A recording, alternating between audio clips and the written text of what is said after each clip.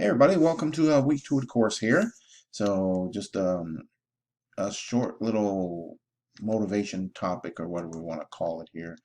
And I just call it a leadership lesson.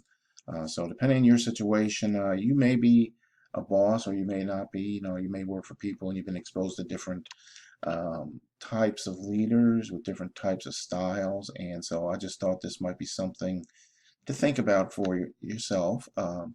Whether you're now or you will be, what kind of leader would you be? What kind of leaders have you been exposed to? And an example, the title I use is The Expense of Others. Um, and the way leaders act sometimes, it's at other people's expenses. And so that's where, like there's a common example of a workplace experience. The term, if you can do it, or I'm sorry, the term of if I can do it, you can do it, that can be a devastating statement depending on how it is presented and how it is said. One of the situations, if I can do it, you can do it. If I can do it, anyone can do it.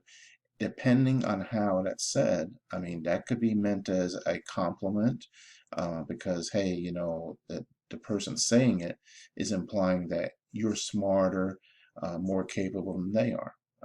But then again, what happens when the leader says, if Terry can do it, anyone can do it? So again, we're actually in that scenario, you're picking out somebody in particular, and what are you implying? What is the intent of the leader when he or she says that? Does it imply that Terry is not smart, or uh, does it imply that the group is not smart? Uh, because Terry's not smart. Different ways of looking at it. Was it an effort to encourage the group by demeaning a member of the group? Or is it something personal, bullying, insulting, demeaning, belittling, disparaging, or degrading? And there's a bunch more words we could probably come up in that. So leaders, must remember that their words can hurt, discriminate, they can be humiliating, they can cause depression, they cannot be taken back. And here too, there's a whole list of other words we could probably come up with, on this topic. But anyway, regardless of whatever the leader's actions are, it should not and cannot be allowed to distract or discourage from individual goals. And I say that because sometimes there's pressures at work or pressures from bosses, and sometimes people or students allow it to interfere with the other things going on in their lives. And so that's why I mentioned that.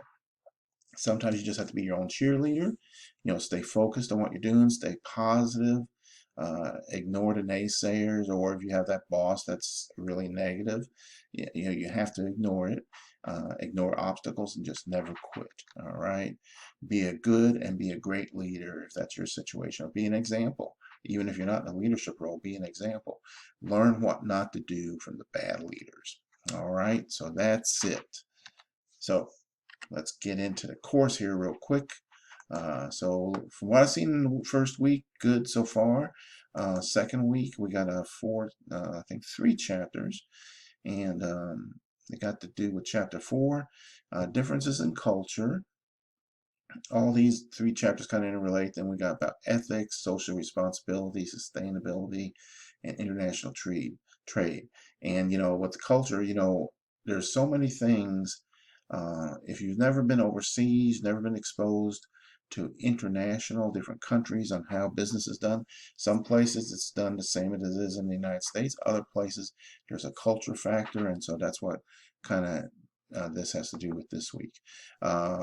Discussions, from what I've seen, you're doing pretty good. So if it was too short, you need to make sure it's at least a paragraph on your initial post, and that you're posting reply to 2 classmates and also to the instructor video. All right, so 3 replies.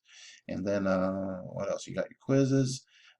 So this week too, you got 2 homework assignments. You got your action paper, which is about the current chapters, and then a current event related to the chapter content. All right, so that'll do it. I'll let that go. I'll just show you my test question. It's been a while since this, last week, but anyway. So test question, I used one of these little photo apps here.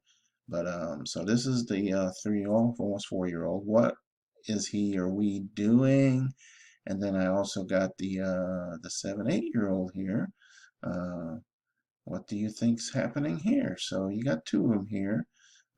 Like I said, I play around with some of this art editing stuff sometimes too, because I just think it kind of looks spiffy. But anyway, there you go.